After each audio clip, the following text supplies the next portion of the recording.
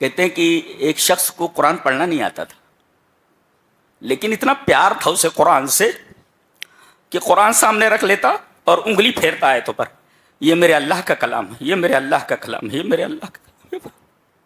ایسی بھی محبت ہوتی ہے اللہ کے کلام سے۔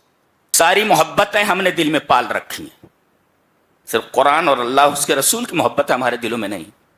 دنیا میں 2 کوڑی کی عزت نہیں ہماری، سب کچھ تو کھو چکے ہو، کھونے کے لیے تمہارے پاس بچا کیا ہے؟ قرآن کو کھو دیا تم نے، اللہ اور اس کے رسول کی محبت کھو دی، تمہارے پاس کھونے کے لیے بچا کیا ہے؟ 2 کوڑی کی اوقات نہیں ہے مسلمانوں کی پوری دنیا میں، جو چاہتا ہے جہاں پاتا ہے مار لیتا ہے۔ کیوں؟ تم نے تو دنیا کی محبت دل میں بسا لیے، اللہ کی محبت، رسول کی محبت، قرآن کی محبت۔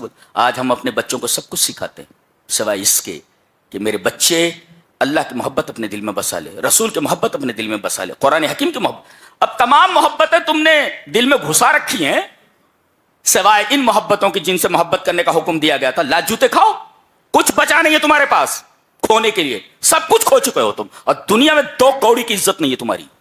یہ یاد رکھو، لکھ لو، نوٹ اٹ ڈاؤن۔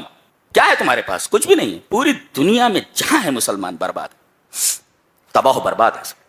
ان مسلمانوں کے لیے دعا کرو، ان مسلمانوں کے لیے دعا کرو، ان مسلمانوں کے لیے، یہاں پریشان ہے وہاں پریشان۔ کیوں پریشان ہو بھائی؟ کیوں پریشان ہو؟ قرآن اس لیے اترا ہے کہ تم پریشان رہو۔ ما انزلنا علیک القرآن لتشقی، قرآن اس لیے ہم نے نازل نہیں کیا کہ تم پریشان ہو جاؤ، بدبخت ہو جاؤ۔